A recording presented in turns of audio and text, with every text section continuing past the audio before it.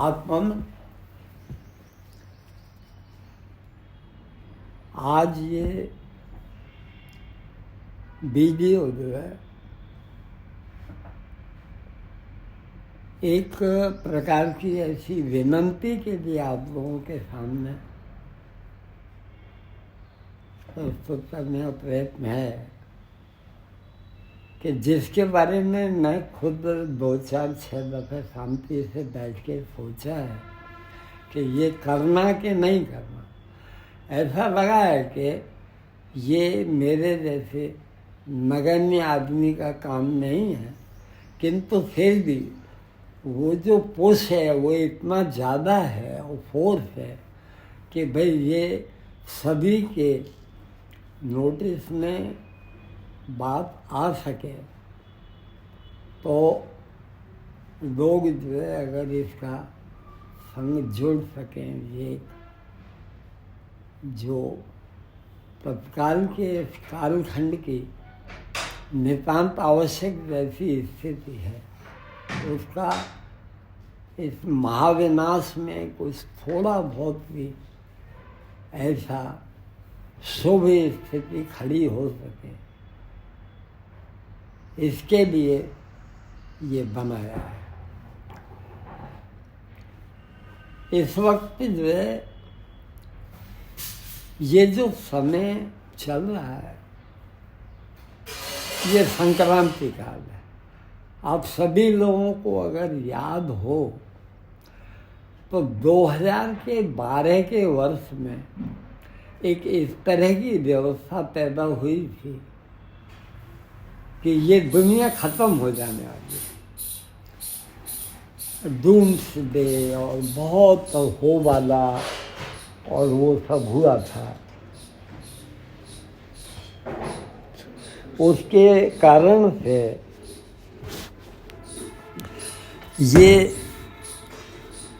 इस तरह की स्थिति मालूम पड़ी थी कि जैसे दुनिया समाप्त हो जाने वाली। उस अनुभव का बहुत से लोगों को याद होगा, कुछ हुआ नहीं था और वो समय ऐसे ही निकल गया था। इस कारण से लोग ये समझते रहे हैं कि ऐसी कोई बात नहीं है, किंतु वो कोई कल्पना नहीं थी, वो एक प्रकार की जो परिवर्तन का ये संक्रांति काल है उसका मूल था। उसमें कोई गड़बड़ था ऐसा नहीं था, किंतु उसको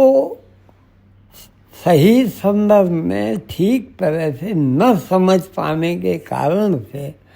उसका इस प्रकार का दिखावा और ये सब झंझट होके लोगों के सामने आया था। किंतु वास्तविक बात ये है कि ये जो संक्रांति काल है इसका एक नियम है कि भाई ये 36 वर्ष के साथ ये जुड़ता है। ये 36 का आंकड़ा है, 3 है और 6 है। तो ये जो 3 है और 6 है ये 2400 घंटा हर वक्त मौजूद है। 3 जो नेगेटिविटी है, अधोगामी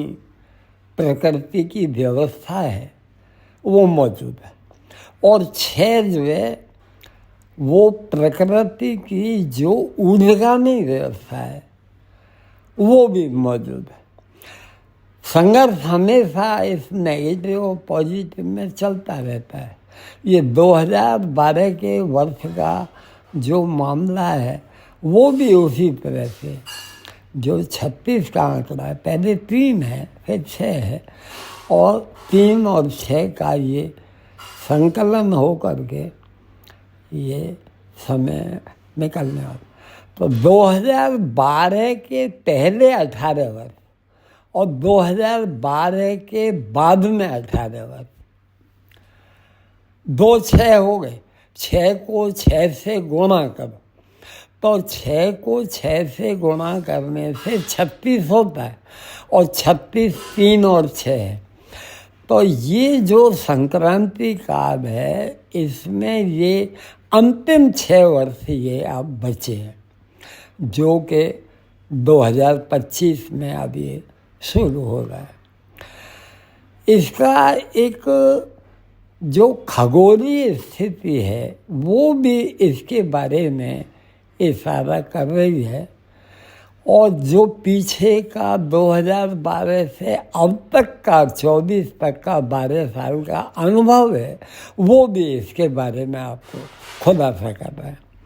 2012 से 18 तक का जो परिवर्तन का कालखंड है, उसमें बहुत ज़्यादा जो अति की, आतंक आदि की, दूसरी और घर्षण की ऐसी स्थितियाँ, परिवर्तन के बहुत से वो जो दिखाई पड़े वो सभी के जानकारी में, किंतु उसकी जो है घनीभूत स्थिति वो 2018 से 2024 के बीच में आप लोग देख रहे हैं। इसमें ये जो रोग आदि की स्थिति खड़ी हुई 2019 से ही महामारी का ये स्थिति खड़ी हो गई।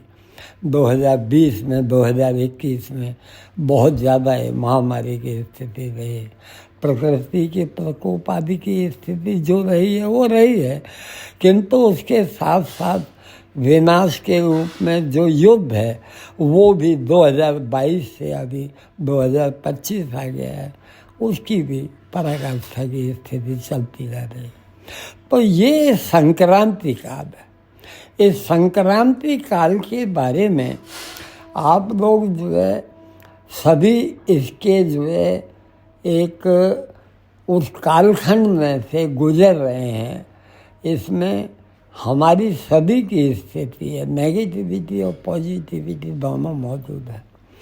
मैं ऐसा मानता हूँ कि ये मेरे जैसे नगण्य आदमी का काम नहीं है कुछ इसके बारे में कहना या ज़्यादा इशारा करना, किंतु पिछले कुछ लंबे टाइम से इतना फोर्सिबली ये दबाव जैसा रहा है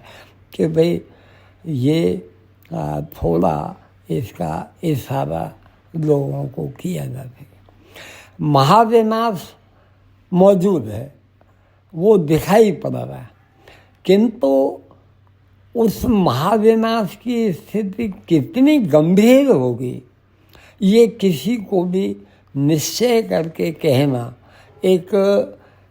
अधूरी जैसी बात रहेगी, किंतु संभावना मौजूद है। तो उसके लिए ये पॉजिटिविटी का पिछले कुछ दिनों से इतना ज़्यादा दबाव है कि आप लोगों को विनती करने का, जिसको भी ये सुनने को मिले, देखने को मिले, जानने को मिले, उससे इस बात की विनती है कि वो भी इसको जितना बने आगे और लोगों को भी इशारा करने की कोशिश करें। तो ये मुद्दा अब आ जाता है कि भाई करना क्या है, आप कहना क्या चाहते हैं, वो मैं अपनी बात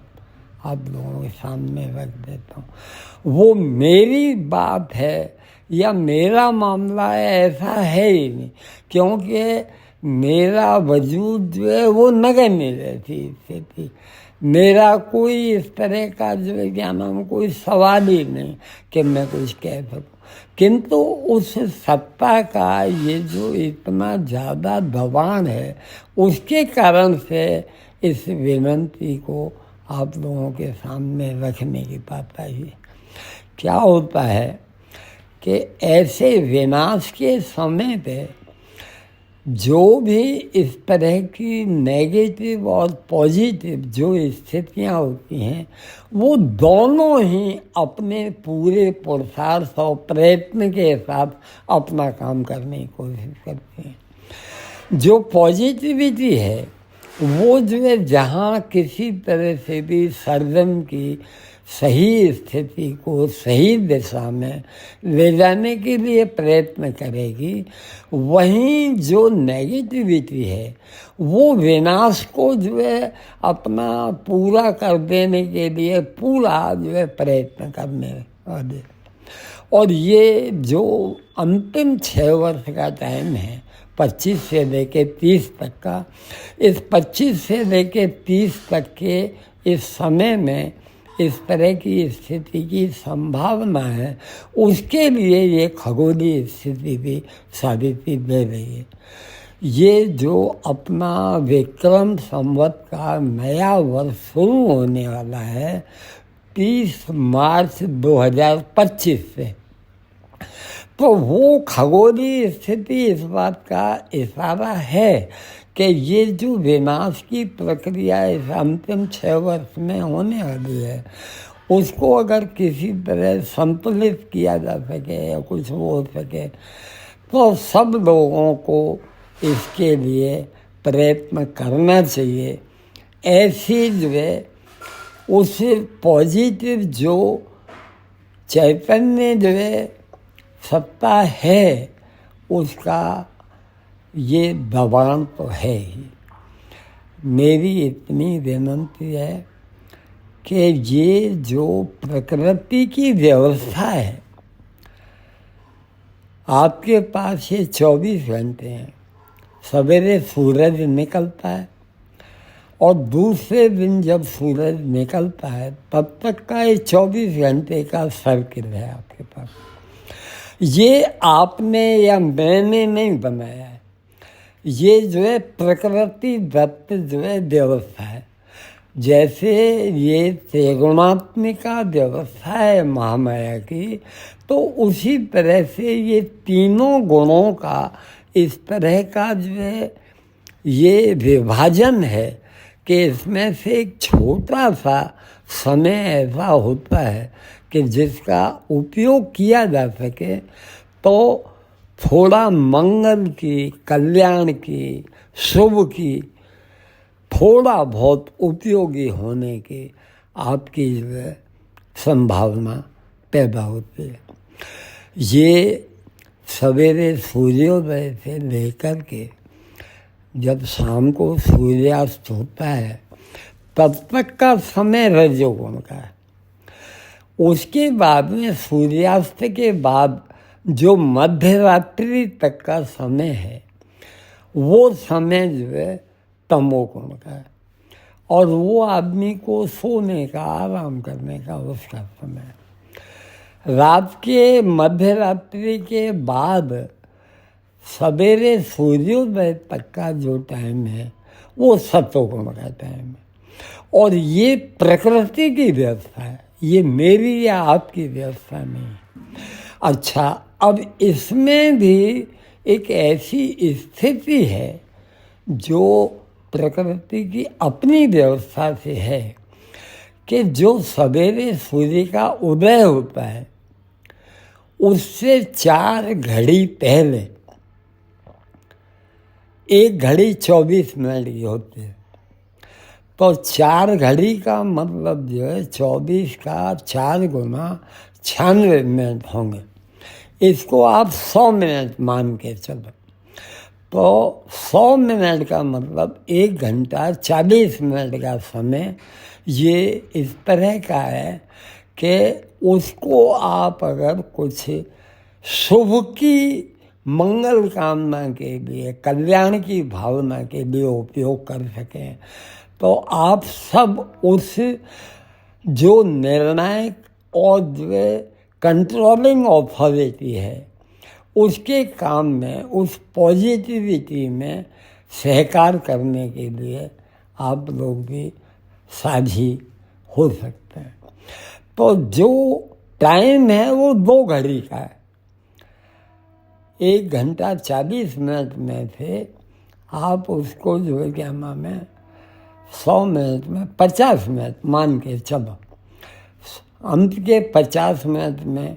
48 मिनट छोड़ दो, तो वो जो 50 मिनट उससे पहले का है वो ब्रह्म मुहूर्त का टाइम है। उस ब्रह्म मुहूर्त में अगर जो है शुभ की भावना की जाए और ये जो सनातन जीवन पद्धति है, इस जीवन पद्धति के अनुसार वो जो अब तक का इस तरह के इस रास्ते से पसार होने वाले लोगों का जो अपना अनुभव है, परिणाम है, जो लोग इस बात को जानते हैं, उनका ये एक प्रकार का दिशा निर्देश है कि सभी लोग जो कुछ भी करता हो, कोई भजन करता हो, कोई ध्यान करता हो, कोई नाम जप करता हो, कोई अपना दूसरी कोई क्रिया करता हो, अपनी गहराई से जुड़ता हो, वो जो है ऐसा प्रयत्न करे कि सूर्योदय से 2 घंटे पहले, क्योंकि एक ठीक वातावरण को खड़ा करने के लिए या एक ठीक शुभ स्थिति को खड़ा करने के लिए 5-10 मिनट 15 मिनट पहले से प्रयत्न किया जाए तो उसका परिणाम ठीक आने की संभावना और बढ़ जाती है। तो जो सूर्योदय का टाइम है, जैसे दाखिला तरीके आजकल मानो यहाँ सौराष्ट्र के इस क्षेत्र में 7:15 बजे के आसपास सूर्योदय होता होगा, तो जो 7:15 बजे का सूर्योदय का टाइम है, तो आप 5 बजे के आसपास अपना सब नहा धो के तैयार हो के अपना बैठ सकें शांति से, जो जैसे चलते फिरते लेते देते, कोई बैठ करके, कोई जप करके, कोई ध्यान करके, कोई नाम जप करके, कोई भजन करके, कोई किसी तरह का अपनी योग की क्रिया के द्वारा, वो ये जो सनातन के स्लोगन हैं उसके साथ अपना मंगल कामना की पहले शुभ भावना करें और अपना ये 2 घंटे का समय पूरा करके फिर दोबारा इस प्रकार की शुभ भावना करें, तो ये विश्व के कल्याण के लिए ऐसी स्थिति खड़ी हो सकती है कि आदमी को जो महाविनाश होने की संभावना दिखाई पड़ रही है, अगर उसमें से कुछ भी शुभ जो है बचा रह सके, कुछ वैसा हो, तो वो सबके हित में होगा। तो मेरी केवल इतनी विनती है कि इस चर्चा को जिसको भी सुनने को मिले, जिसको भी ये नोटिस में आवे, वो दरेक आदमी अपने परिचय के उसमें इसको आगे पुश कर सके और वो ऐसी स्थिति करे कि ये जो शुभ है, जो मंगल है, जो ये इस तरह की कल्याण की स्थिति है, वो खड़ी हो। और अगर कोई महाविनाश का इस तरह का, ये लंबा टाइम है, अभी 6 वर्ष का टाइम कम नहीं होता है, वो कहाँ क्या होगा